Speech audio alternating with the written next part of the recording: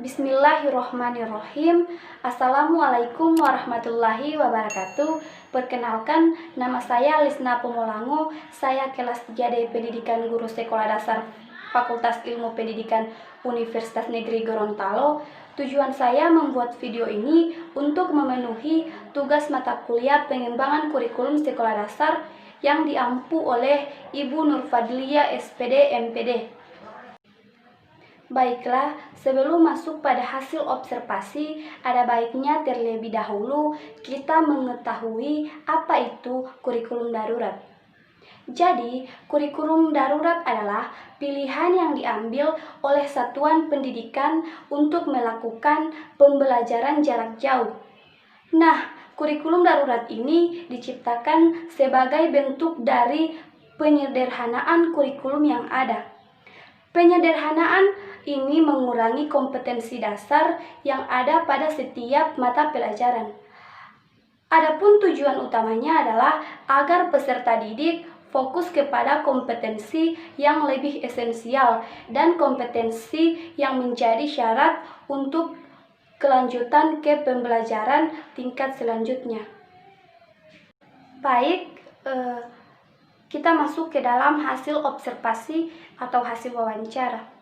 Nah, pertama di sini saya mewawancarai salah seorang guru yang ada di sekolah SDN 1 Paguyaman Pantai. Beliau yang bernama Bapak Talib Rajiku SPD yang berusia 28 tahun. Pertanyaan pertama yang saya ajukan kepada beliau adalah sejauh mana penerapan kurikulum di masa pandemi di SDN 1 Paguyaman Pantai. Beliau menjawab, untuk pelaksanaan kurikulum pada masa pandemi ini yaitu mengacu pada hasil dari kesepakatan guru-guru atau kesepakatan bersama, terutama kelompok kerja guru. Jadi, kita mengacu pada pembelajaran ada di luar jaringan, karena rata-rata di Paguyaman Pantai ini jaringannya tidak ada.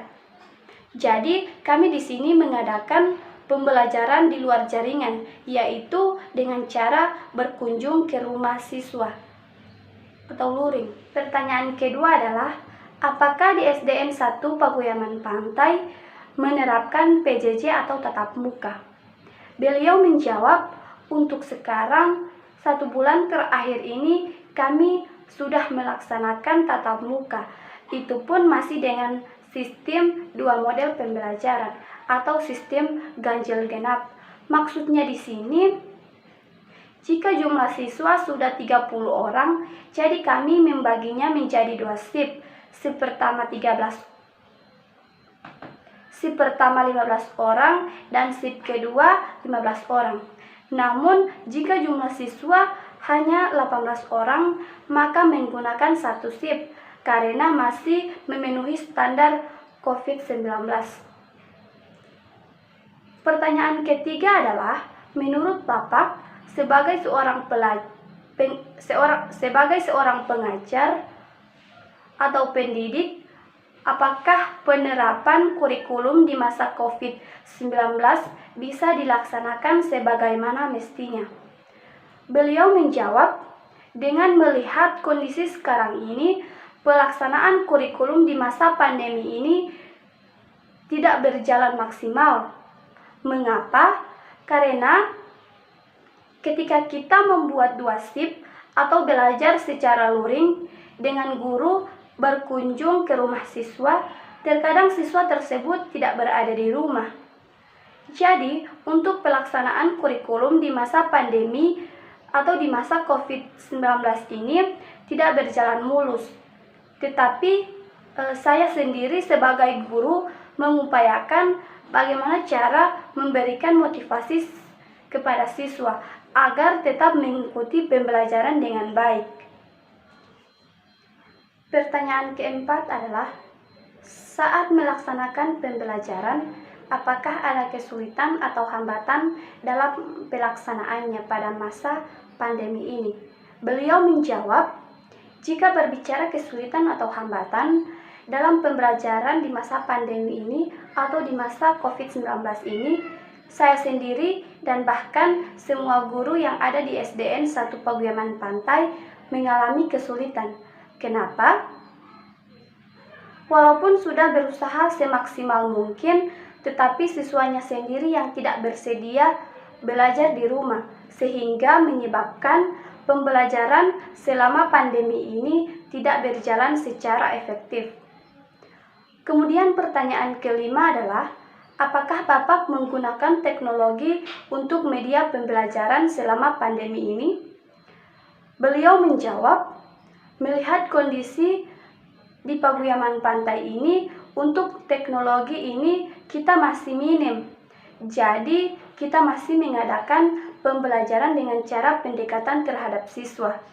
Karena jika kita menggunakan teknologi yang sudah canggih, namun dengan kondisi jaringan di daerah ini, khususnya di daerah Paguyaman Pantai ini tidak mendukung, apalagi kita hanya menggunakan WiFi. Kemudian pertanyaan keenam adalah, apakah ada sosialisasi atau pemberitahuan kepada orang tua siswa itu sendiri dalam penerapan kurikulum atau PJJ? Beliau menjawab, dalam penerapan kurikulum memang kita sudah melaksanakan pertemuan dengan orang tua siswa.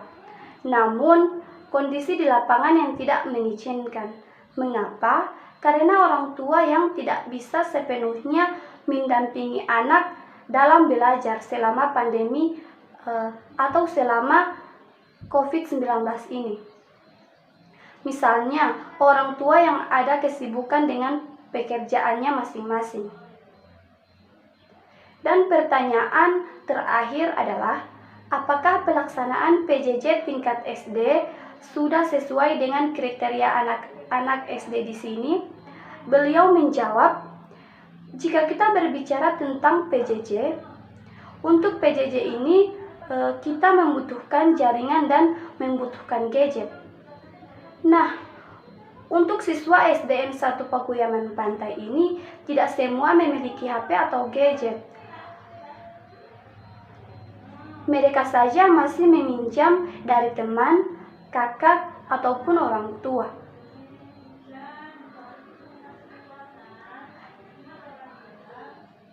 Itulah hasil wawancara saya dengan Bapak Talib Prajiku, SPD.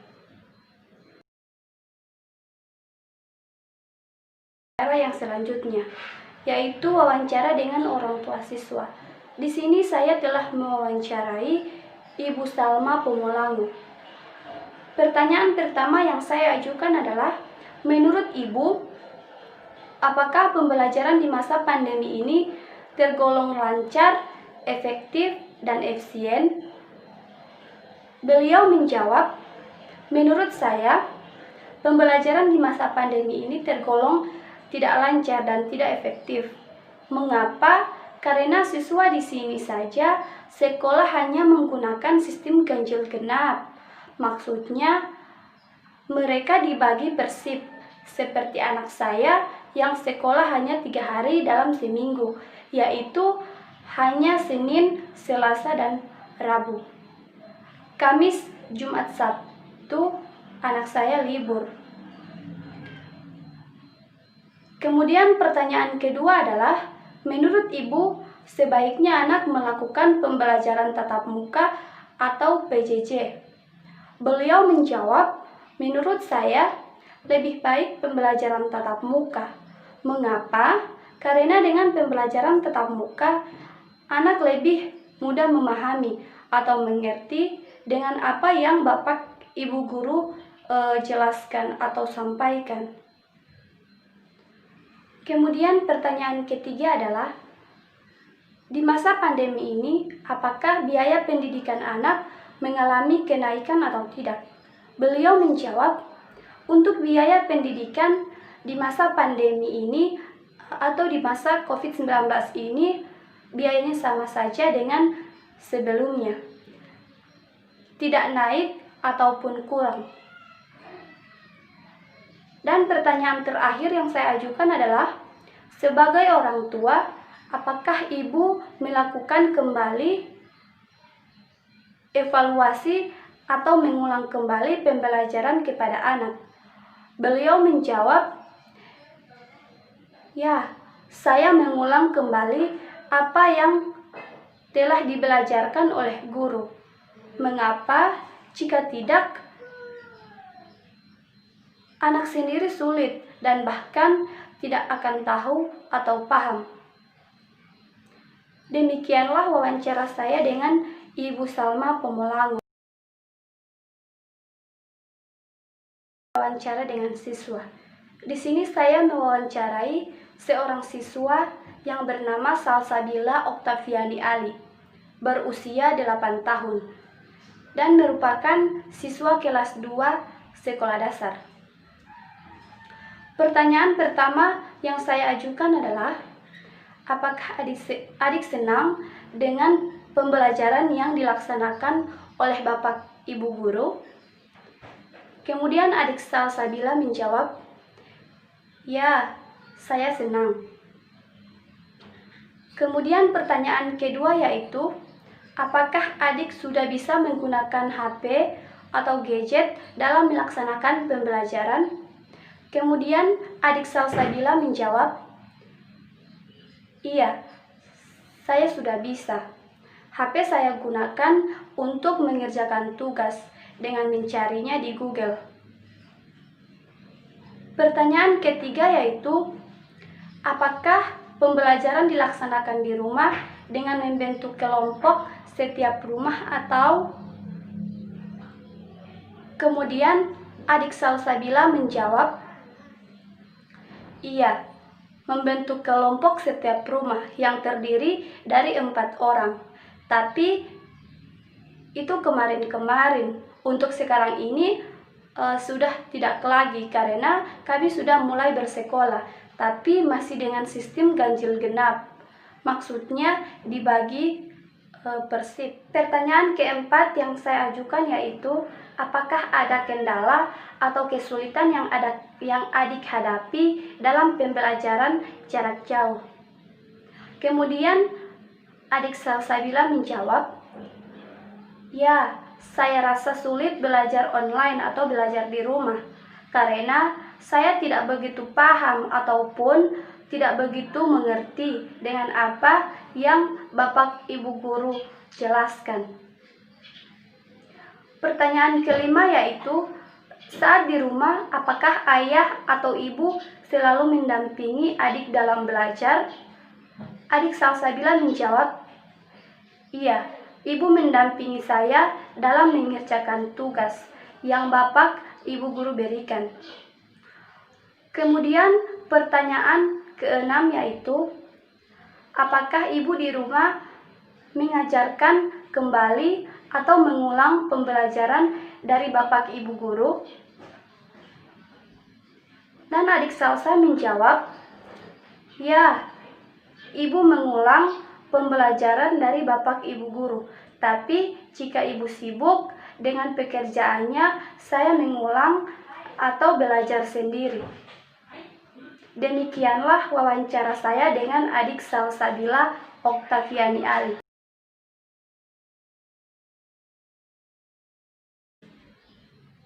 Itulah hasil wawancara terkait implementasi kurikulum darurat di lapangan. Mohon maaf apabila ada salah kata. Billahi taufiq wal hidayah. Wassalamualaikum warahmatullahi wabarakatuh.